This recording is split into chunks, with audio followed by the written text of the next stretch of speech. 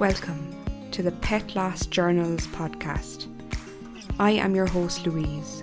This podcast is all about the reality and impact pet loss has on our lives, and I will be discussing my personal journey through pet loss. So if you are struggling on your own pet loss journey, then this is the podcast for you.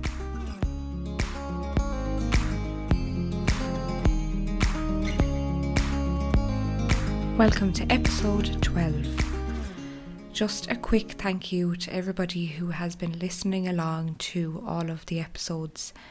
I have been reading your feedback on the Q&A sections underneath each episode, and thank you so much for your kind words. I'm so glad that so much within the episodes resonates with you. I plan to keep going and to keep sharing vulnerable entries from my journals. This week, the entry I will share is from the 24th of April 2020. I'll jump right in. It's 2 days after the dog's 6-month anniversary. It was a tough day, but also a good day. I bought 2 plants in the garden shop and planted them in the grave, and de-weeded the grave too. It looks very well now.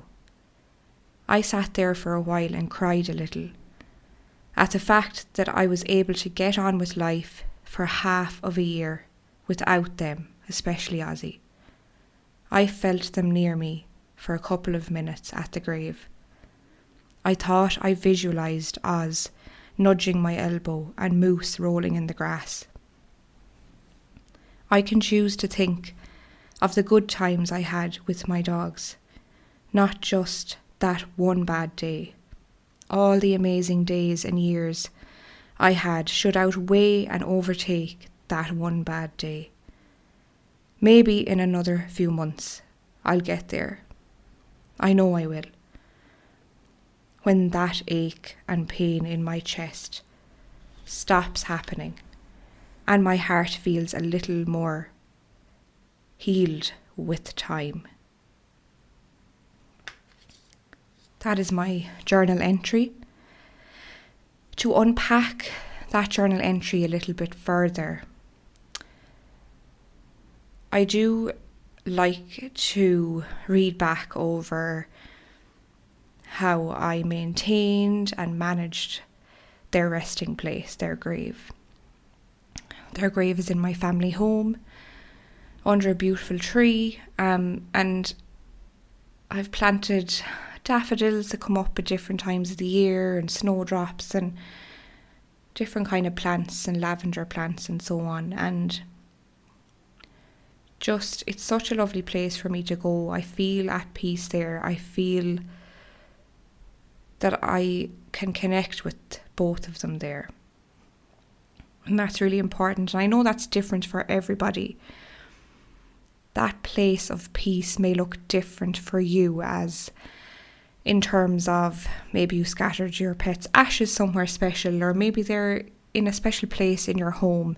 Maybe they're in a piece of jewellery hanging on your neck. You know, it really could be so many different places of peace, their resting place. Also, I noticed that I did talk about all the amazing days and years I had should outweigh and overtake that one bad day. I feel now, reading back on that narrative was very unhelpful for me at the time. Almost that I was putting pressure on myself and blaming myself that I should be remembering all the good days and years and not on that traumatic day. This is so incredibly common and so normal to feel that way. I want you to know that. Why? Because the death of our pets, it can be a traumatic event. It can be deeply upsetting. There can be so many emotions attached to the event itself. There could be guilt, there could be anger, there could be, I could go on. The list goes on. And saying that to myself at the time, now I can say was unhelpful, because I could not see that. I wasn't able to get to a point of, looking at the good memories and focusing on them, because I was experiencing such pain and such trauma and, such panic and everything from the lead up, the events of what happened. And that's completely normal. It's completely normal. I mean, it was 6 months. 6 months is such a short period of time when people are grieving. And for me, I felt that the grief intensified personally for me around that time. Any kind of anniversaries or any kind of marker plates of different times, months that have gone by is really, really difficult. Also, I want to unpack the sentence at the end of the journal entry. My heart heals a little more with time. That is such a myth around grief. And I have spoken about that particular myth before, I know, on some other episodes, that I believed that in time that my heart would heal.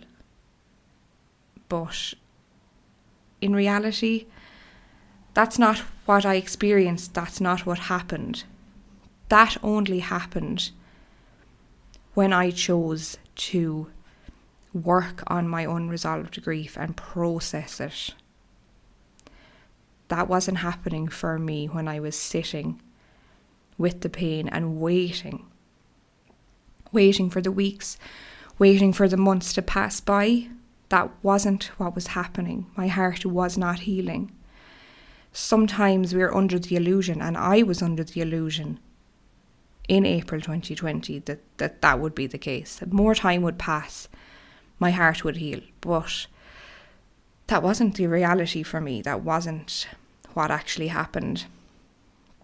And all of you will know that, eventually that I got the support and I learned how to help myself, learned how to process my grief through the grief recovery method, which I now help to teach people to do. I guide them through the process, through the program, and help them to process their unresolved grief. But it's just such a common misconception about grief that I was told, even from some of my family members, give it time. Just give it more time and you'll be fine. At the time, I suppose I believed it. Yeah, weeks, months will fly by, it'll get less intense. And for some people, they will argue with me saying, well, it did get less intense. And sometimes I ask them the question back, did it get less intense because you got really, really good at not thinking about the pain and suppressing that? Is that why it got less intense over time? So that's something to ask yourself if you're currently, in that right now. Is it less intense because you have got good at not thinking about your emotions and suppressing those down as the weeks have gone on? So I know that can be a really difficult question, but that would be one that I would ask you to journal on. Write that question at the top of your journal and see what comes from that when you freehand, when you free write. Just let it come through the pen and see what happens.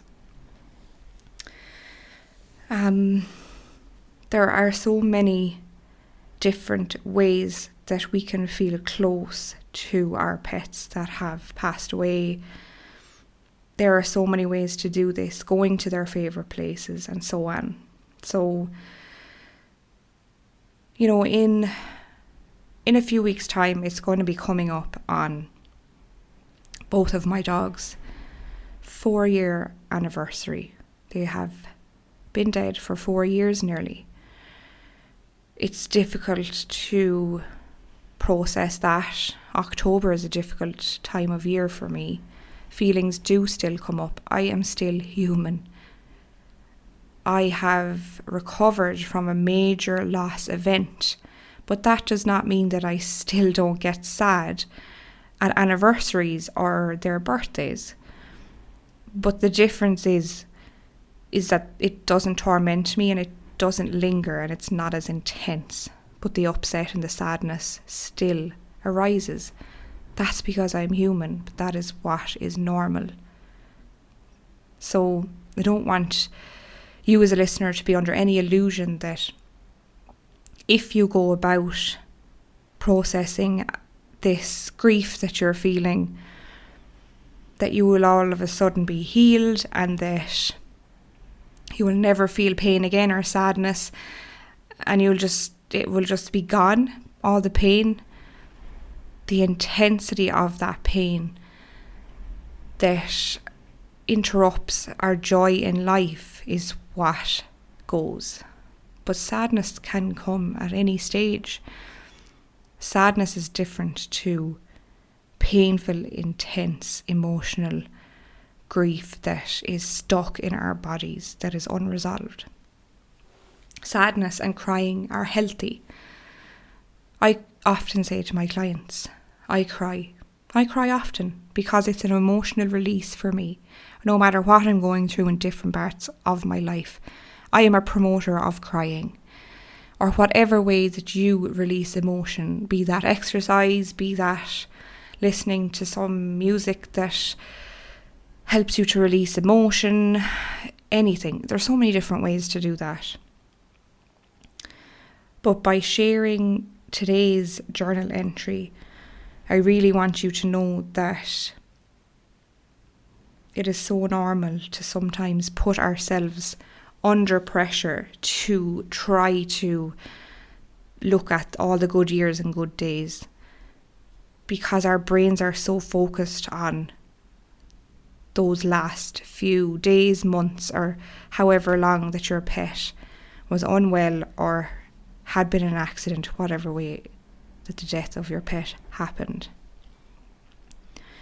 Also, I did mention within the entry that I thought I visualised Oz nudging my elbow and Moose rolling in the grass. This was so real. I still remember that day. I still remember that feeling. I felt it actually happened. I felt it was so real. And now that I know that it was upsetting for me at the time, but now that I know that these are potential signs from my gorgeous dogs telling me that their energy is still with me, that's what I believe. That's what is comforting to me. That is what is true for me. And if anybody listening has felt that they have received some kind of sign, some kind of comforting, supportive sign from their pet that has died, please know that that is normal. That happens. It's not out of the ordinary. You know, I mentioned before that the birds, a robin, you know, sometimes would be in the garden a lot, 2 of them, and I believed that it was Ozzy and Moose, you know, checking in on me and being close to me. I choose to believe those things because they're comforting to me, and it's not doing any harm to me to believe those things. So I want you to know that if there is something that you believe that maybe you've never told anybody, that's okay. You can keep that to yourself because you know that brings you comfort, that is a possible sign from your beloved pet that has died. I believe receiving these kind of signs can really help us to feel connected with our pets, even though the physical aspect and the physical relationship with our pet has ended, that the spiritual connection, it can live on through these signs, these comfort, and writing to them in a journal or speaking to them, whispering to them, speaking to them out loud. speaking to our pets and asking them for help and support can be incredibly comforting and healing while you're trying to recover from this major loss experience. This is, I hope, something that resonates with you, and I really, really hope that you are being gentle on yourselves, giving yourselves some time to begin to contemplate that you can heal from this intense grief experience that you're feeling. I will be with you along the way.